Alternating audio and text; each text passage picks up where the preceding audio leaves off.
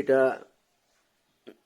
আমার কাউন্টার থেকে টাকা চুরি করার সিসিটিভি ফুটেজ 2018 সালের 5ই জুন। সময় সিসিটিভির সময় 15:13:57, মানে 3:13 57, 3:14 হাত ঢুকাবে। এই যে হাতটা ঢুকিয়ে টাকাটা তুলে নিল। ওখানে 53,000 টাকা আছে, লুজ নোট 500 আর 2000 মিলিয়ে। এই ছেলেটাই টাকা চুরি করেছিল। এ একজন state bank of India Malda ব্রাঞ্চের খুব ইম্পর্টেন্ট কাস্টমার। অতটা তো আমি টানতে পারলাম না, সুর টানতে লজ্জা লাগছে। খুব একজন ইম্পর্টেন্ট ক্যাশ ক্রেডিট কাস্টমারের কর্মচারী।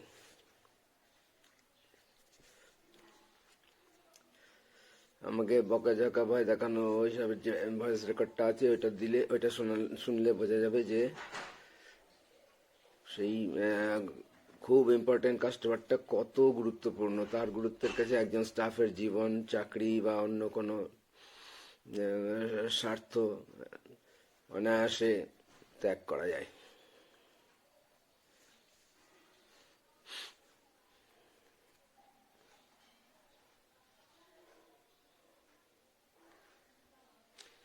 এটা আর একটু দেখাচ্ছি রিভিউগুলো।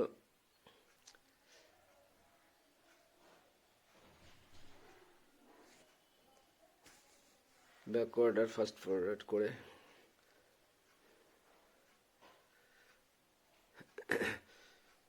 বোঝাই যাচ্ছে যে এদিকে আমি বসে আছি মাথা নিচু করে, অনেকগুলো চালান লিখছি, পোস্টিং হয়ে গেছে। হাত ঢুকিয়ে আছে সেই চোর, টুপি পরে দাঁড়িয়ে আছে, পাশে লাল জামা নীল টুপি, সেটাই হচ্ছে চোরের সঙ্গী। চোরের চুরির পারপাসে একে নিয়ে এসেছিল এবং সেই দিনই প্রথম দেখেছি আমি, প্রথম এবং শেষ অবশ্যই। চোরটাও সেদিন শেষ, তারপরে আর আসেনি ওখানে কাউন্টারে কখনো।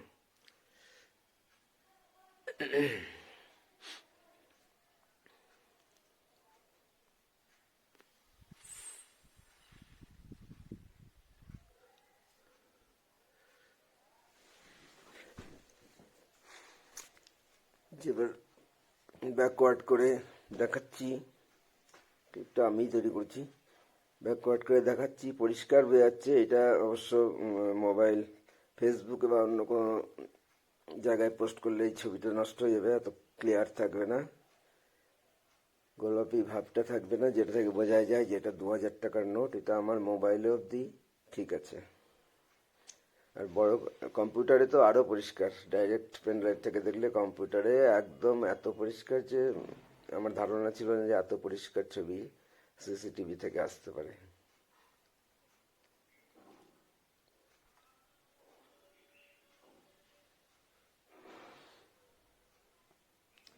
স্লো মোশন দেখানো হয়েছে। কোনো সময় না দেখলেও চলবে, কেউ যদি কনফার্ম হয়ে যায় যে হ্যাঁ চুরিটা আমার কনফার্ম হয়ে গেছি, তাহলে দেখার দরকার নাই 5 মিনিট 11 সেকেন্ড ধরে।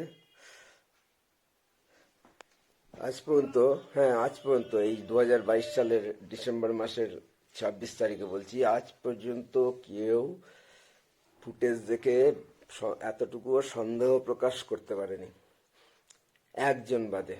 সেই একজনটা, সেটা হচ্ছে পার্ট অফ কনস্পিরেসি, চক্রান্তের অংশ। সে দ্বিতীয়বার দেখে। স্টেট ব্যাংক অফ ইন্ডিয়ার মালদা ব্রাঞ্চের তখনকার স্টাফ ইউনিয়নের সেক্রেটারি।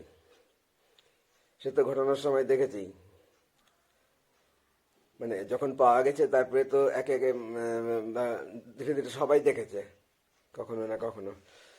কিন্তু সেই ঘটনার চেয়েও আরো 1.5 মাস মতো পরে,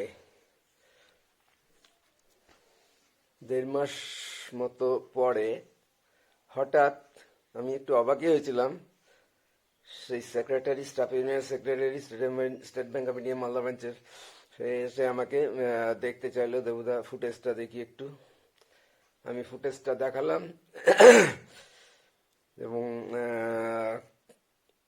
এটা ইন্টারেস্টিং একটা ঘটনা দেখলাম যে ফুটেজটার কমপ্লিট হওয়ার আগেই ও মন্তব্য করে দিল যে এটা চুরি না, এটা টাকা তুলে নি।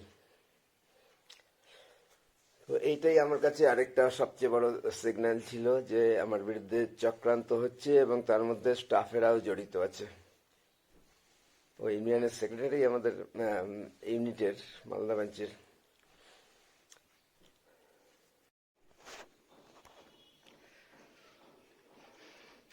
আইসি ওই খুব ইম্পর্ট্যান্ট কাস্টমারটাকে ফোন করেছিল। ফোন করার পর তো সহজে বিশ্বাস করেনি যে আইসি কথা বলছে। অবশেষে কোনো কিছু মনে হওয়াতে সে কথা বলে।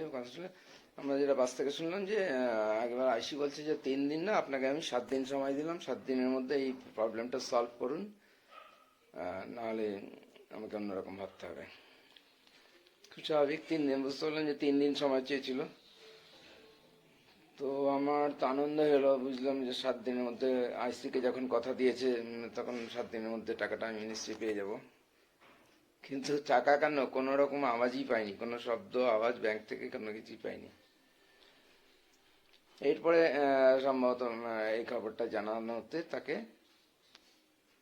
দ্বিতীয়বার জানানোর পর আবার ফোন করেছিল আইসি। এই ফোন ধরেনি, রিং হওয়ার পর ফোন ধরেনি। তারপর আরো কয়েক জায়গায় ধরবে, অত বিস্তৃত আমি যাচ্ছি না। তবে এটা ফুটেজ দেখার পরে আইসি যখন সন্তুষ্ট হয়েছে, আমি তো একদম আরো কনফার্ম হয়েছিলাম। কিন্তু এ পুরো ইগনোর করে গেল। তারপরে আরেকদিন হয়তো তাকে মনে হয় থানাতে ডেকেছিল, কথা রাখেনি। 7 দিন সময় দিয়েছে, 10 দিন পার হয়ে গেছে, টাকা দেয়নি বা কোনো উত্তরও নেই। তখন সম্ভবত ওটাই গিয়ে ম্যানেজার মালদা ব্রাঞ্চের সঙ্গে, যখন যে উজ্জ্বল কুমার এবং বিশাল কুমার যারা ছিল তাদের সঙ্গে ডিসকাস করেছে, কি করেছে, চক্রান্ত করেছে। আমার কাছে যেটা রেজাল্ট, আলটিমেটলি ওদের চক্রান্ততে আমি মানে বিধ্বস্ত হয়ে এবং মারা যাওয়ার হাত থেকে রক্ষা পেতে আমি চাকরি ছাড়তে বাধ্য হলাম। আমাকে একজন স্থানীয় খুব প্রভাবশালী ব্যক্তি, খুব ভালো, খুবই ভালো, প্রভাবশালী বলতে ব্যবসায়ী মহলের প্রভাব আছে, সে যে খবর জেনে বলেছিল, না আমি টাকা দেবো, টাকাটা চলে আসবে, কোনো চিন্তা করতে হবে না, আমি টাকা এনে দেবো। কিন্তু সেও প্রচুর সময় নিচ্ছিল।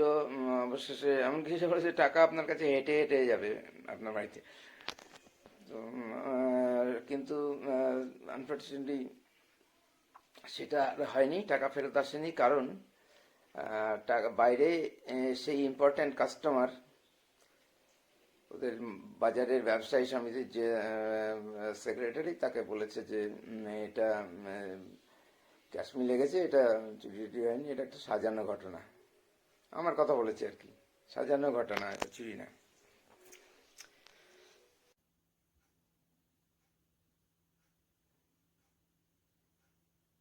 দাদা, হ্যাঁ দেবুদা, আচ্ছা আচ্ছা, আমি তো এয়ারটেলটার পয়সা নেই।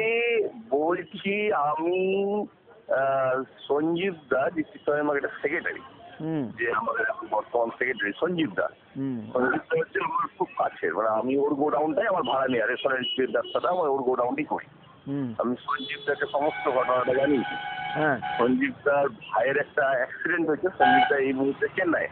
আচ্ছা, তো সঞ্জীব দা বলছে আমি শুধু একটু ঘুরে আসি, সুজিত আমি ঘুরে আসি, ঘুরে আমাকে একটু ঘুরে আসতে দাও। আমি এসে এটা বলছে আমার কারণে এসছে, কিন্তু কথাটা ঘটনাটা যে এই সেটা আমি ভাবতে পারি না, এই জন্যই তো তোমাকে দেখানো। এই বলছেন ঘটনা আমার কারণে। লাউডে দিই, হ্যাঁ বলো এবার, লাউডে না দিলে ওই গাড়ি ফাড়ি যাচ্ছে, বলো ঘটনাটা কি। ঘুরিয়ে বলেছে যে ক্যাশ মিলে গেছে, মানে এটা মানে সম্পূর্ণটাই সাজানো, মানে ও বলছে আমার কারণে যে ঘটনাটা, কিন্তু ঘটনাটা আমি এইভাবে পাইনি। এখন দাদা আমি ড্রাইভ করি, তোমাকে বলছি তুমি আমাকে 10 মিনিট টাইম নেবে, তোমাকে আমি দেখিয়ে দেবো ঘটনাটা। তো বলছি ঠিক আছে, আমার ভাইয়ের অ্যাক্সিডেন্টের জন্য আমি কম্পিউটার আছি, কম্পিউটার থেকে ফিরলেই তোমাকে আমি ফোন করবো, তুমি আসো, আমি এর একটা সমাধান করবো। আমি ঘটনার শুনেছি, কিন্তু তোমার মুখ থেকে ঠিক উল্টো ঘটনাটা শুনলাম। আচ্ছা আচ্ছা, ঘটনাটা তোমার মুখ থেকে শুনছি, যা ঘটনা আমি ওদের কাছ থেকে শুনেছি, মানে বাজারের সেক্রেটারি হিসাবে যেটা শুনেছি, ঠিক অপোজিট ঘটনা আমি তোমার মুখ থেকে শুনছি। কে সত্যি কে গিয়ে মিথ্যা কথা, তুমি তো আমাকে বহুদিন ধরে ছিল, তুমি তো আজ থেকে দেখো আমাকে বহুদিন ধরে দেখছি। হ্যাঁ হ্যাঁ তুমি ঘুরে আসো, তুমি ঘুরে এসে তারপর তোমাকে আমি সমস্ত ডিটেলস বলছি। হ্যাঁ, দরকার হলে প্রমাণ দেখে নিবে, তাই না? তোমাকে তো দেখানো এই জন্যই। আমি এখনই প্রমাণটাকে সামনে নিয়ে আনতে চাইছি না, যেহেতু হ্যাঁ, ব্যাংকের ব্যাপারটা হ্যাঁ। জড়িয়ে আছে। হুম। কিন্তু আমি একটা জিনিস বুঝতে পারছি যে আমাকে এই প্রমাণটা আলটিমেট আমাকে সামনে আনতেই হবে। হ্যাঁ, দেখো ব্যাংক কিছু না করলে তো আমি করতেই হবে আমাকে। না, আমি ঘুরিয়ে করবো, আমি ফ্রন্ট লাইনে থাকবো না। আমি যখনই জয়ন্ত কুন্ডু বা এই লেভেলে যাবো, হ্যাঁ তখন এখন যাইনি, আমি যখনই যাবো জয়ন্ত কুন্ডু উৎসব সার লেভেলে যাবো, তখন কিন্তু আমাকে ঘটনাটা দেখাতেই হবে।